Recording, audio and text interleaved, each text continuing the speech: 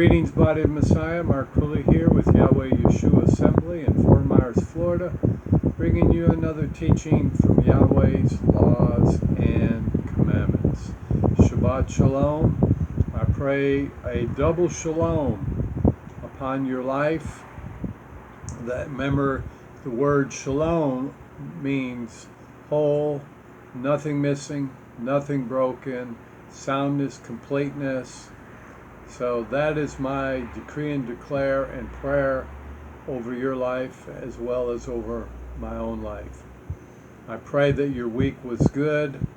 I pray that any battles you have been going through, that Yahweh has caused you to triumph always in Messiah. Something that I remind myself of, and I would encourage you in it, and that is, even when you don't see it, even when you don't feel it, Yahweh's power and Yahweh's Spirit is at work in your life, ministering and doing things for you and in you and to you, to heal you, to prosper you, to make a way where there seems to be no way. So be encouraged as you fight the good fight of faith.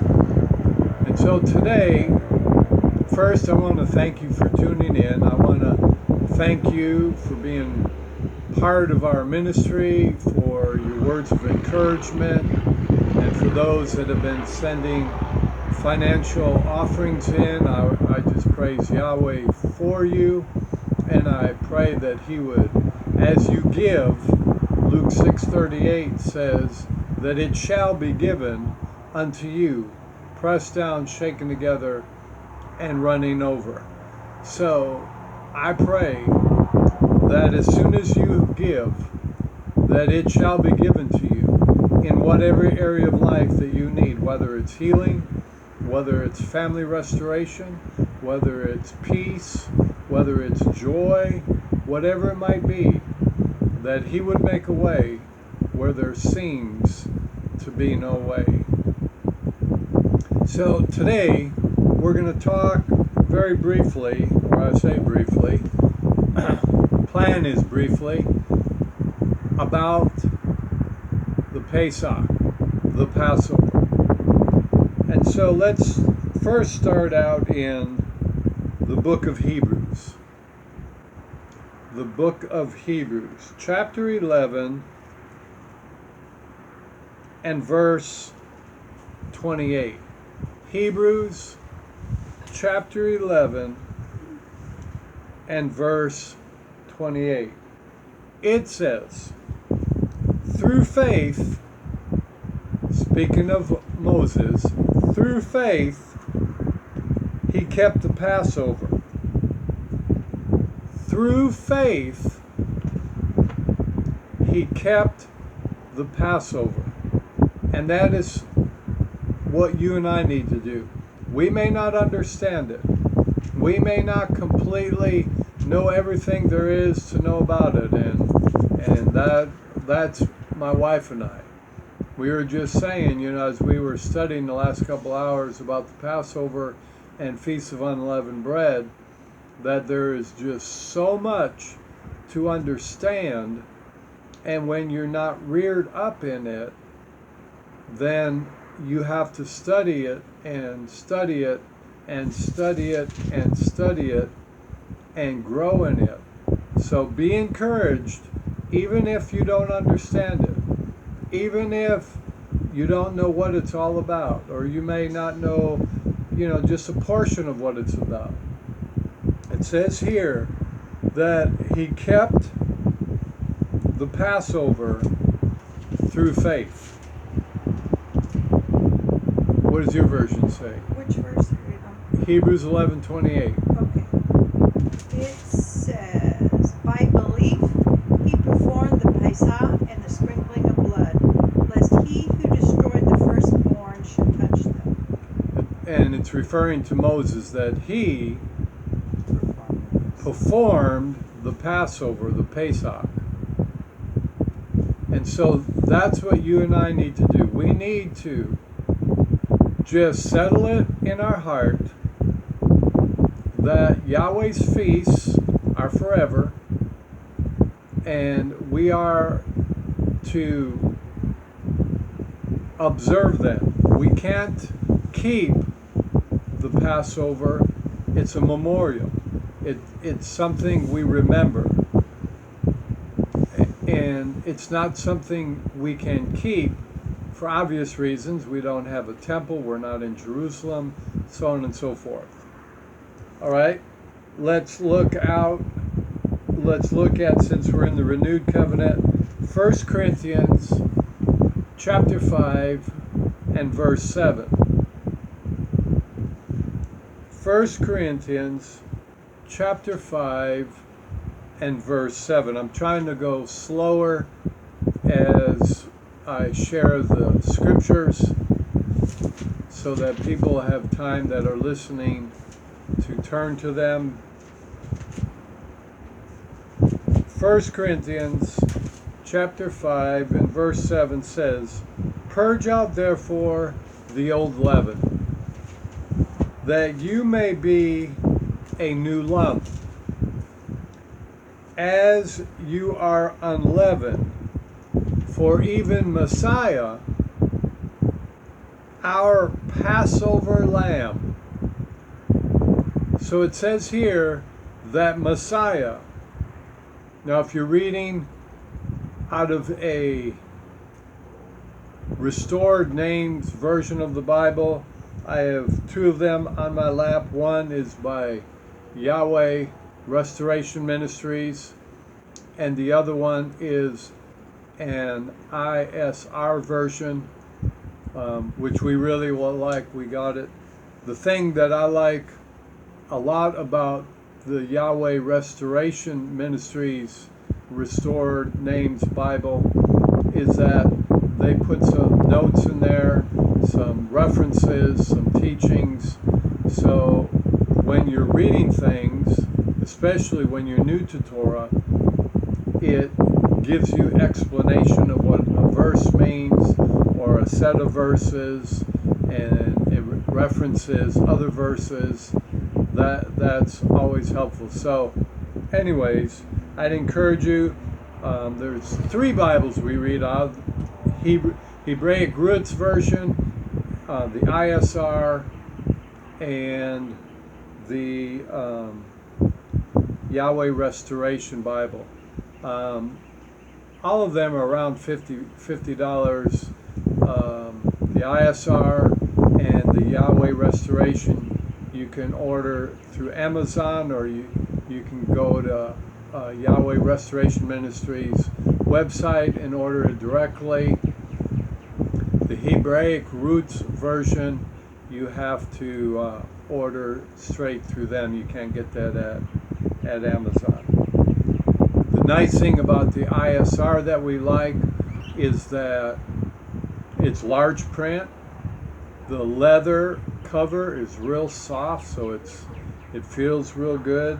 The other thing is, especially in the renewed covenant or the New Testament, every place where they are quoting from the original covenant, the Old Testament, it's in bold black. So you know that it wasn't just something that Peter came up with and said, or Paul came up with and said, or even Yahshua came up and said.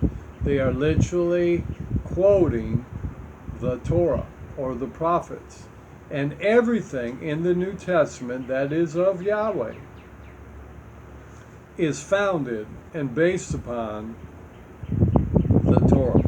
So let's continue. So we see here that Messiah Yeshua, he is our Passover. He is our Passover lamb. Now let's go to Exodus chapter 12. Exodus chapter 12, and we'll get where this feast comes from. Now, something I always thought, I don't know why I thought this, but I thought Passover was a Sabbath. Matter of fact, I plan to take off Passover from work because it was a Sabbath. But you are going to see that it is not a Sabbath, that it's not mentioned as a Sabbath, but it is called the preparation day for the Feast of Unleavened Bread. And that understanding is important when we get into, in another teaching, about Yeshua's timeline, when he was crucified, died, was put in the tomb, and then resurrected. All right. In Exodus 12:1, it says, "And Yahweh spoke unto Moses and Aaron in the land of Egypt, saying," this one I'm reading out of the Yahweh Restoration Bible, which is really a King James version, just with restored names. "This month shall be unto the beginning of months." So the first thing we see here is that the month of Abib, which is basically April, is biblically the first month of the year. So to say to someone during the month of Abib, Happy New Year, is accurate. You're not talking about the pagan New Year, January 1st, and all the pagan things that go along with it, and the pagan roots. You are talking about that Yahweh said. I didn't say it. Yahweh said, "This month shall be unto you the beginning of months." So that's one fact to receive and to record in your notes and in your understanding. And it says, "And it shall be the first month of the year to you. Speak unto all the congregation of Israel, saying, in the 10th month, or in the 10th day of this month, they shall take to them every man a lamb, according to the house of their fathers, a lamb for a house, and if the household be too little for the lamb, let him and his neighbor next unto his house take it." Or in other words, if the lamb, like for Linda and I, it's only ourselves. So then you'd want to share it with your neighbors if we were living in these days. Okay, so it says that on the 10th day of Abib, which would be April, not necessarily April 10th, but when you see the sliver of the new moon, and then you count 10 days from that, that's the biblical 10th day of the month. All right, and it says in verse 6, "And you shall keep it unto the 14th day," you shall keep the lamb unto the 14th day of the same month, and the whole assembly, underline that, the whole assembly of the congregation of Israel shall kill it in the evening. That's important, because you will find out when we go to the renewed covenant that Yeshua was crucified on Passover towards the evening. And it says here that they shall kill it in the evening. Then it says, "And they shall take of the blood and put it on the two side posts on the upper door of the posts of the houses, where they shall eat it. And they shall eat the flesh in that night, roast it with fire and unleavened bread, with bitter herbs they shall eat it. Eat not of it raw, nor sodden, boiled at all with water, so you can't boil it. You definitely don't want to eat it raw, but it says roast it with fire, his head with his legs, and with all the innards still in it. So basically, you slaughtered the lamb and you just threw it on the fire. And you shall let nothing of it remain until morning. And seeing all that's important when we get to the renewed covenant. That's why they said that when Yeshua was on the stake, that they wanted to take him down and put him in the tomb, and that was to fulfill what is written in the Torah. And understand this, that Yeshua has fulfilled the spring feast. Now that doesn't mean you don't honor them, that doesn't mean you don't memorialize them, that doesn't mean you don't observe them. It just means that he is the Passover lamb. He is the unleavened bread. He is the feast of first fruits. He was the first fruits that raised from the dead, so on and so forth. All right. And then it says, and you shall let nothing of it remain until the morning, and that which remaineth of it until the morning you shall burn with fire. So whatever remains, wasn't eaten, you shall burn it with fire. Now, the Passover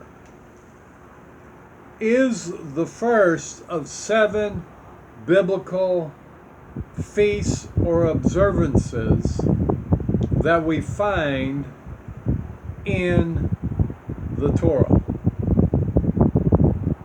It has tremendous significance in both the original covenant and in the renewed covenant, in the first writings and in the second writings, however you want to word it, Old Testament, New Testament.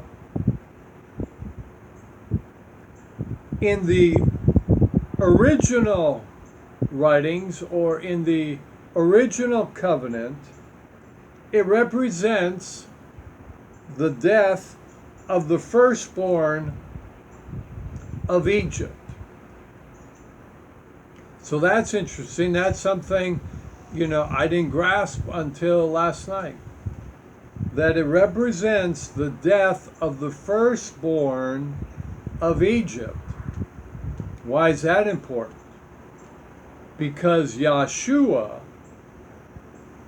died on the stake representing the death of the firstborn of Yahweh and the resurrection of the first fruits of Yahweh. That's kind of cool and interesting.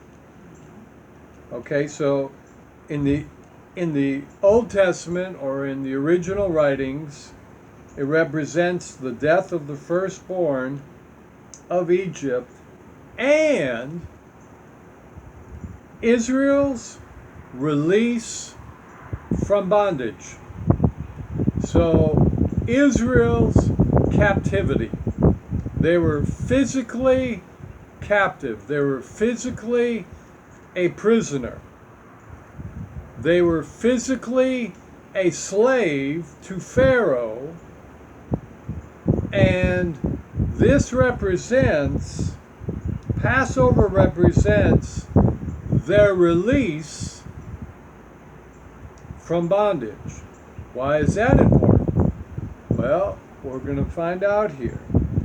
In the second writings, or in the renewed covenant or New Testament, it represents 1 first off, the death of Yeshua, the Messiah. And here we go. And the release of our bondage by the forgiveness of sin through the blood of the Messiah. So just as the blood of the four-legged physical Passover lamb that they put over the doorposts of their house, which represents the doorposts of your heart, the doorposts of your life, can apply it to the doorposts of your physical house and any other material, car, your truck, so on and so forth.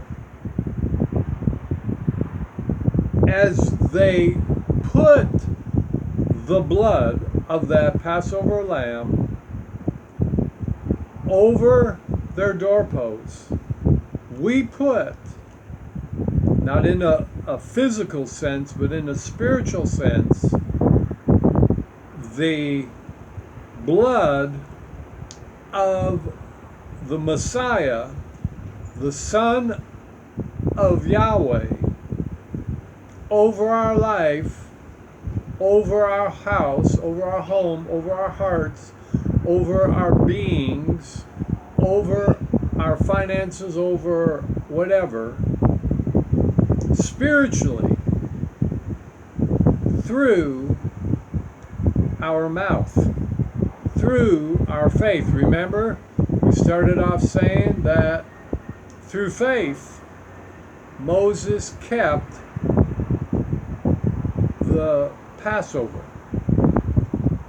And then we read that Paul said that Messiah, Yahshua, is our Passover. The blood that he shed on the stake for us was literally Yahweh's blood, because the blood of a child comes from the Father, and when Mary conceived, it wasn't through Joseph and having intimacy, it was by the power of Yahweh's Spirit that she was impregnated. And so the blood of Yeshua was the blood of Yahweh. So we place, not in a physical sense, I mean, I don't know any people that would go outside, sacrifice the lamb, and take that blood and put it over their house in our culture today. This is not something that is to be done in the physical sense. It's something that's to be done in the spiritual sense, and it's also something that we are to observe, memorialize, think about. So the first covenant, Passover, represents the death of the firstborn of Egypt and Israel's release from bondage. In the second writings, it represents the death of Yeshua the Messiah and the release of our bondage through the forgiveness of sin through the blood of the Messiah. Now, it also represents the release of any form of bondage that you might have put yourself in, gotten deceived into. And you can be set free from it. You can be delivered from it, whether it's pornography, whether it's alcoholism, whether it's addiction, whether it's lust of some kind, whatever it might be, whatever the bondage is, you can be set free through the blood of the Passover lamb. Now let's go, and we're just going to go over some scriptures that all talk about the Passover. Now, if you keep reading, let's see if I can find it, and when it gets to the Passover is the preparation day, and that's something that you need to understand when you come to the renewed covenant, to understand what the writers of the four Gospels are saying. The Passover is the preparation day for the feast of unleavened bread. And it says, I know I told you to turn to Matthew 26:12, but in Exodus 12, verse 17, it says, "You shall observe the feast of unleavened bread, for in this selfsame day have I brought your armies out of the land of Egypt. Therefore shall you observe this day in your generations by an ordinance," commandment, "forever." So we are to observe these feast days forever. Now, Passover is a feast day, but it's not a Sabbath day. The Feast of Unleavened Bread, the first day and the last day, are Sabbath days, and I would encourage you to read Exodus 12 and Exodus 13 through verse 14 in Exodus 13 through 14. And you will see that nowhere does it say that Passover is a Sabbath. Now, if you want to keep it as a day unto Yahweh and not work, that's up to you, and that's fine. But it's not a biblical Sabbath. But the first day of unleavened bread is a high Sabbath, no matter what day it falls on. And the last day is a high Sabbath. And I believe this year, 2023, that the Feast of Unleavened Bread starts Thursday sundown till Friday sundown. And then Friday sundown, obviously, is the seventh day Sabbath, which also is a feast. But here, we're just going to go over quickly these verses in the second writing so you can see how much and how many times the word Passover is mentioned in the renewed or second writings, renewed covenant. And I would encourage you, study it out, and it's important to study out what Matthew, Mark, Luke, and John all say. And sometimes John says something that Matthew and Mark didn't say, and so we have to add it all together, but that will be another time. So Matthew 26 and verse 2, it says, "You know that after 2 days is the feast of the Passover, and the Son of Man," or the ISR version says, "the Son of Adam is betrayed to be crucified." Okay, now drop down to verse 17.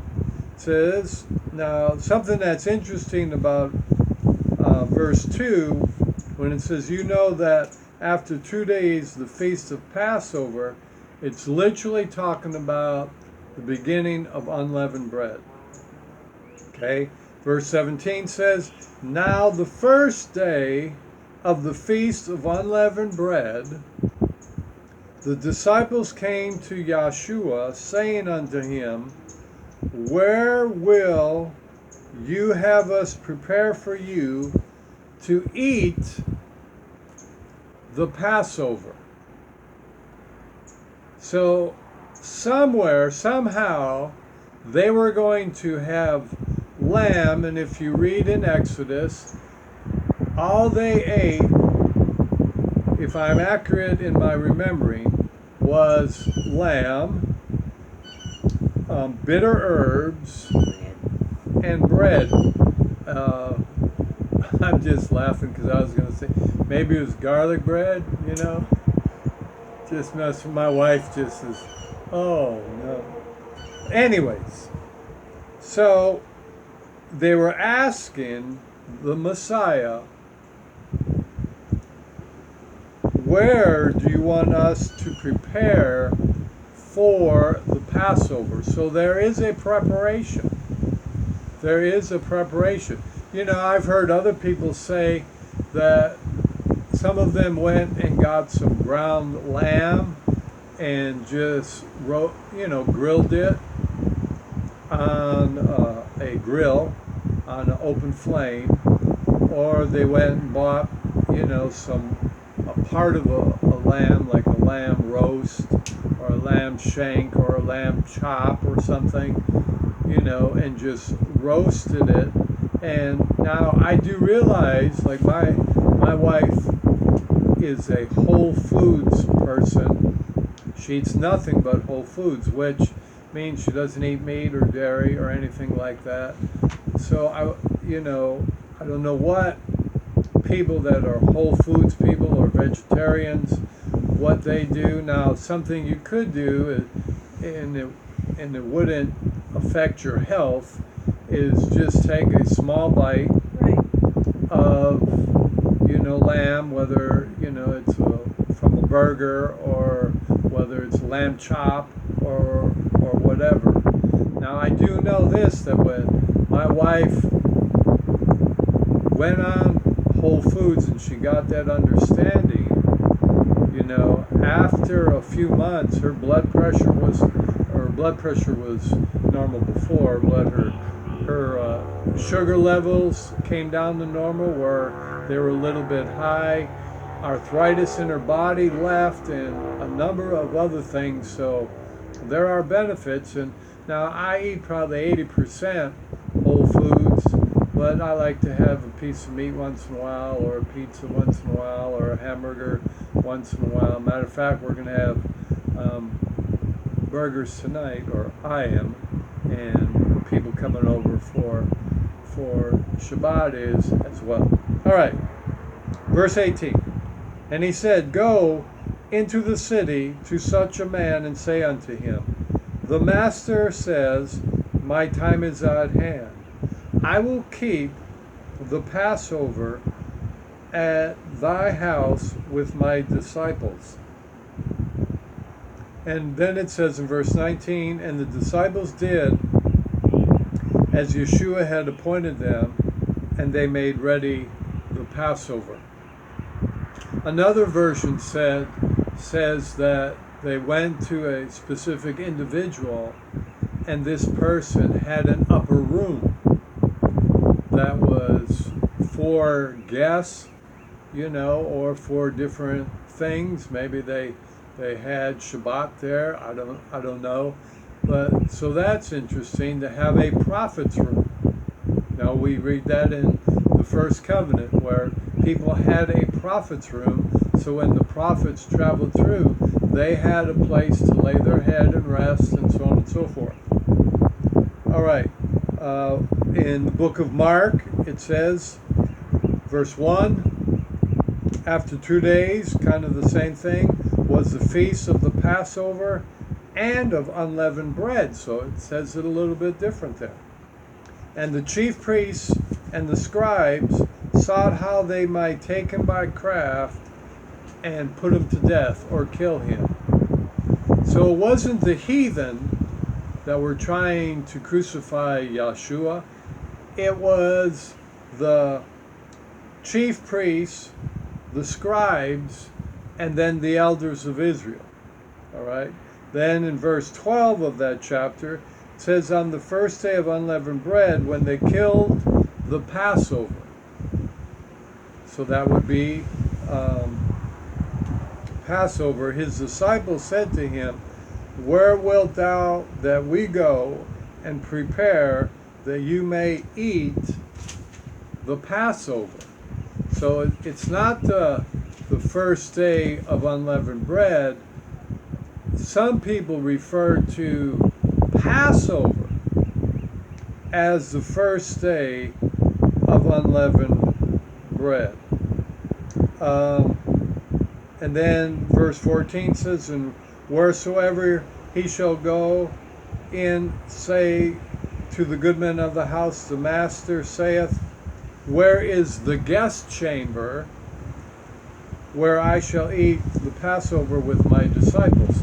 So this individual had a guest chamber. So you might want, if you have the room in your house, have a guest chamber for guests.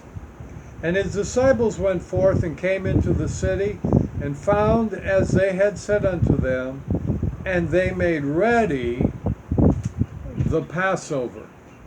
All right, let's look in Luke chapter 2. Now this is real interesting to me. Luke chapter 2 and verse 41. Luke chapter 2 and verse 41 says, now his parents went to Jerusalem every year at the feast of Passover. And this is something else interesting to know, that there are three major feasts that every Israelite was commanded to go to Jerusalem to celebrate that feast. And Passover was one of those major feasts. So it says here that Yeshua's parents went to Jerusalem every year at the Feast of Passover. And what's interesting about this, and this just reminds me, that Yeshua's parents were Torah observant. They kept all the feasts. And they would never have named their child a name that was not Hebrew. They would never have named their child that was of the Roman Empire, because the Roman Empire was hated and were the enemies of Israel. And so there is no way on Yahweh's green earth that Joseph and Miriam would have named their child Jesus. Right. Never happened. Right. And that doesn't even include the understanding that that name did not even exist until the 16th century, or that it was a creation, a manufactured name of Constantine in the 4th century. So, I mean, understand that. All right. Now, Luke 22 and 1. So we saw here that Yeshua's parents, every year it says, went to Jerusalem at the feast of the Passover. All right. Verse 22 and verse 1 says, now the feast of unleavened bread drew nigh, which is called the Passover. Now, Yeshua Restoration Ministries says, in their opinion, their belief, that this should say here, let me turn there so I get the exact quote. Bear with me a minute.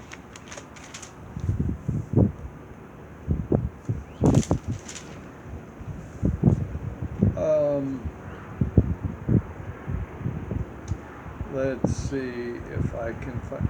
Here's another interesting thing, that even the Dake's Bible, which is quote unquote a Christian Bible, says that Yeshua was crucified on Passover and resurrected at the end of Saturday, the Sabbath. Let's see if I can, I thought I underlined it.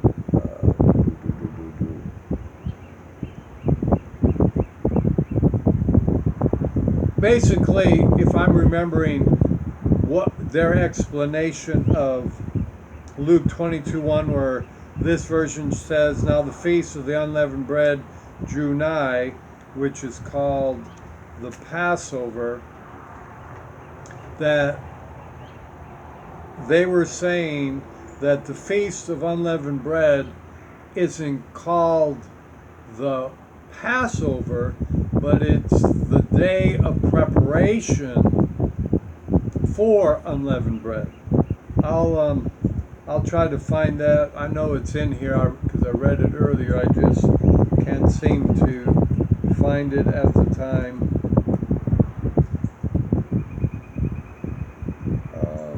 Let me just read here. Maybe it's here and I'm just not seeing it. They say that this means the festival of unleavened bread, known as Passover, was approaching. That's their understanding of it and their notes of it. So where it says here, "Now the feast of unleavened bread drew near," which is called the Passover, they're saying the way a clear interpretation of it should be the festival of unleavened bread, known as Passover, was approaching. And when you read it in context, that makes more sense. All right, verse 7. That's why it's, if you can afford it, that's why it's good to have a variety of Restored Names Bibles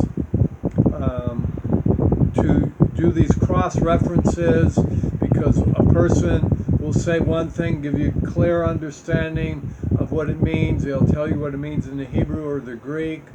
And the thing that I think is awesome about the Dake's Bible is that he was totally 100% accurate in saying that Yeshua was crucified on the evening of Passover and resurrected 3 days and 3 nights in the grave, and was resurrected in the evening of the Shabbat. And yet Christians, and I used to preach out of the Dake's Bible.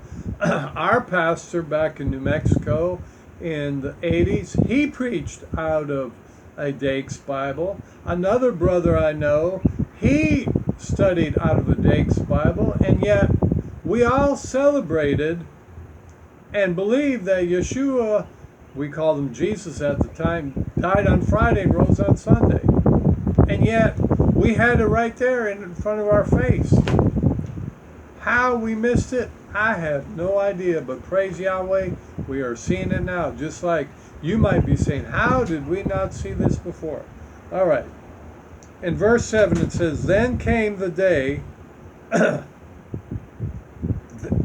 festival of unleavened bread, known as Passover, was approaching." Verse 8, "And he sent Peter and John, saying, Go and prepare us the Passover, that we may eat." All right. In verse 11, "And you shall say unto the good man of the house, The master saith unto you, Where is the guest chamber, where I shall eat the Passover with my disciples?" And eating the Passover basically is lamb, bitter herbs and spices, and bread. All right.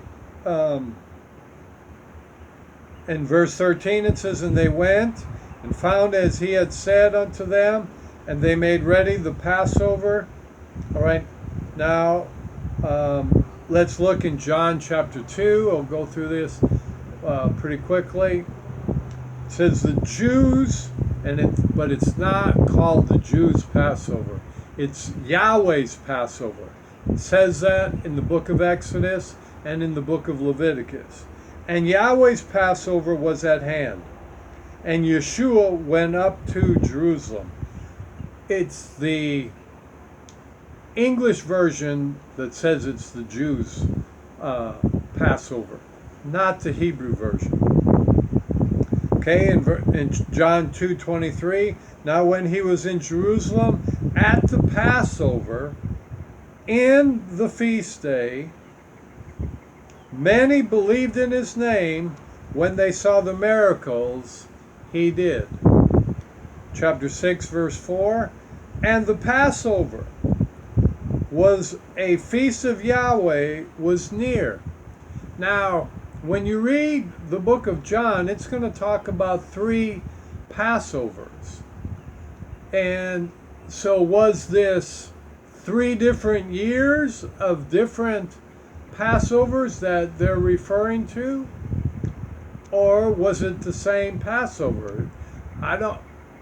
It's kind of confusing. Some people say Yeshua's ministry was 1 year, and tradition has said it was 3 years. And John 6 verse 4 says, and the Passover, a feast of Yahweh, was nigh. And then in John chapter 11, this is, the same chapter where Lazarus was raised.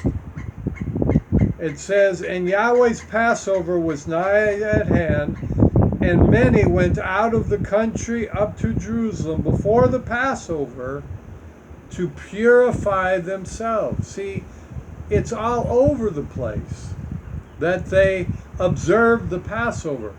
They memorialized the Passover or kept the Passover. John 12:1, then Yeshua 6 days before the Passover came to Bethany where Lazarus was, which had been raised from the dead, whom he raised from the dead. Now John 13:1 talks about another Passover. It says, now before the feast of the Passover, when Yeshua knew that his hour was come, that he should depart out of this world unto the Father, having loved his own which were in the world, he loved them until the end. Chapter 18, verse 28, at the very end it says, but that they might eat the Passover. John 18:39. I know I'm going quick, but crazy bird behind me is flipping out. It says this is when they were going to say this. There was a tradition to release someone during the feast of Passover, but they chose Barnabas instead of the Messiah. And then John 19, and it says, and it was the preparation of the Passover about the 6th hour, and he said unto the Jews, behold your king. And this is when Yeshua was crucified. It says it right there very clearly that he was crucified on Passover, and we'll get into that more in detail next week, or the next few weeks. We're going to just talk about Passover and the Feast of Unleavened Bread over the next few weeks, because there's so much to cover, and so much when you go over it again, you see something you didn't see before. So I pray that this gives you some insight, some knowledge, some revelation into the feast of the Passover, which is the preparation day, and it is known as the preparation day for the feast of unleavened bread. And so, Father, we just thank you for your word. We thank you that everything we need to know about your feast is in the scriptures, and we just need the eyes of your understanding, your Spirit's understanding to open our eyes, to give us insight and revelation. And Father, we thank you. We may not know how to keep all your feasts perfectly or to observe them all perfectly, but Yahweh, we desire to. We desire greater understanding. We desire greater revelation. We desire greater faith. We desire greater obedience. And we're going to do like Moshe did. He kept the Passover by faith. We are going to keep the Passover by faith, which includes obedience. Faith and obedience go hand in hand, just like my fingers here. Or when you put on a glove, your hand and glove, they fit. You can't have one without the other. Just like you can't have wet without the water. Just like here, if I drink this bottle of water, I'm going to have wet. You can't do without it. So faith and obedience go hand in hand. So I pray that this was a blessing to you. I pray, Yahweh, you bless your people. You make a way for them, whatever they're going through, struggles they're struggling with, suffering they're suffering with. Yahweh, set them free. Yahweh, deliver them. Yahweh, prosper them. Yahweh, anyone that's in any form of bondage, Father, set them free as they worship you and as they prepare in about 3-4 weeks for the Passover. And Father, we bless you. Father, we bless you. Father, we worship you. We thank you for your Passover, and we thank you for your truth as we continue to abide in your truth, abide in your laws and commandments. And as we do, you will set us free. Father, we worship you, and we thank you for this Sabbath day as we seek to honor it and keep it. If you want to connect with us, you can connect with us on our website, YHWH'S.com. You can connect with me, Mark Pulley, on Facebook, or you can connect. We have a group and a page, Yahweh, YHWH, Yahshua, YAH, SHUA, Assembly is our Facebook page and group. And praise Yahweh, we've got over 1,900 people that are part of our group. So, people are responding from all over the place, all over the world. So, Yahweh bless you. Yahweh make his face shine upon you. Yahweh be gracious to you. Yahweh saturate you with his shalom. And until next time, Yahweh bless you. Shalom, shalom.